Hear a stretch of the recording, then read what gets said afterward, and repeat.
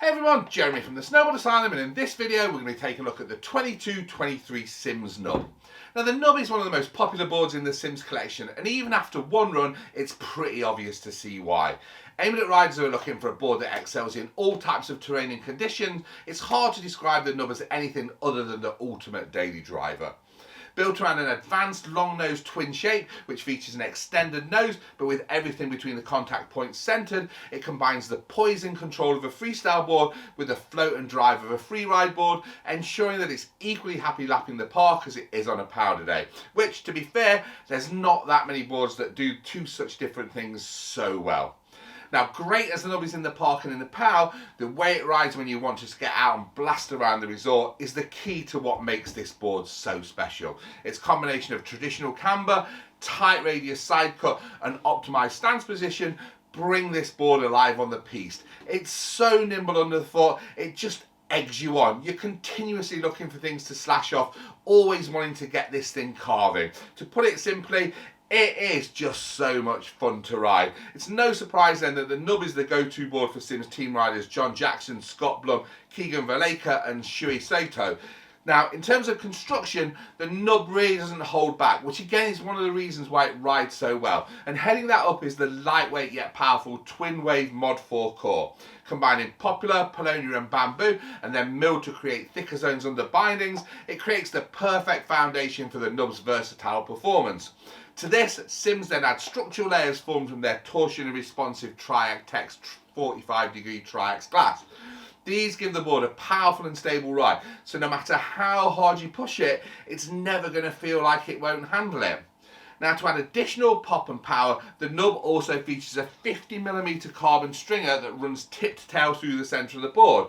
This gives the board more snap through the length, again just really giving the board a more dynamic feel.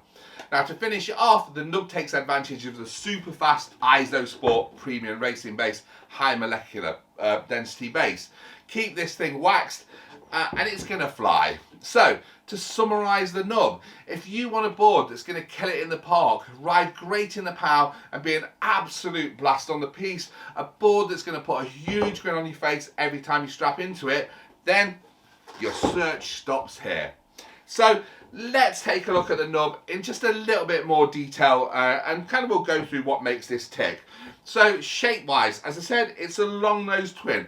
Basically what that means, if you measure the board from the contact points here, it's fully twin. So when you actually ride, everything on the snow is twin and balanced. So it's got that really predictable ride that you expect from a freestyle board. But get the thing in the POW and you've just got this little bit of extra length on the nose, and that's just going to channel snow under the front. The cutback tail here is just going to drop the back. So it really is effortless in the POW. What also helps how well the board rides in the POW is the width. I'd kind of class this as a mid-width. So the 51.5 comes in at a 25.3. The 56.5 comes in at 25.7 and the 61 comes in at 26.1. It's not super wide, but it's a little bit wider than your kind of regular snowboard. So that's just going to give you a little bit more overall surface area. And again, it's just going to make the board float really well. It's also going to let you run quite shallow binding angles. So again, super stable. Now, one of the things we had spoke about in that introduction is just how well this board rides on piste. And one of the reasons it is so good on piste is the side cut. The nub uses a really tight radius side cut. So the 51.5 comes in at 6.6 meters, the 56.5 7.2 meters, and the 61 at 7.8 meters. So when you get this board on the edge, it's going to feel really nimble under the foot.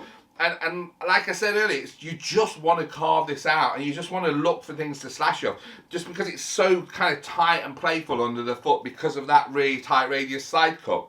Now what also kind of makes that side cut work really well is the profile.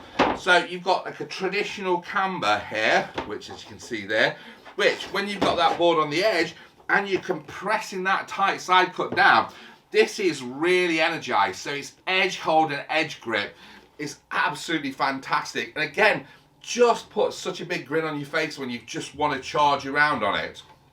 In terms of construction, utilizes the Mod 4 core. Now this is a combination of poplar and paulownia, which kind of give the board its kind of main core. But then what Sims also do, they add like bamboo strings along the edges, just to give you a bit more of a dynamic flex on the edge when you're compressing the board through the turn. And you've also got a bamboo stringer running through the center of the board, just again giving the board a little bit more pop and a little bit more power through the center section. Just makes it a little bit snappier to ride. What they also do with that core as well, and you can just see it if you kind of hold it on sideways to the camera, they mill that with their twin waveform profile. Now what the waveform does is it just creates thicker sections under the bindings here, so you've got really good energy transfer into that side cut.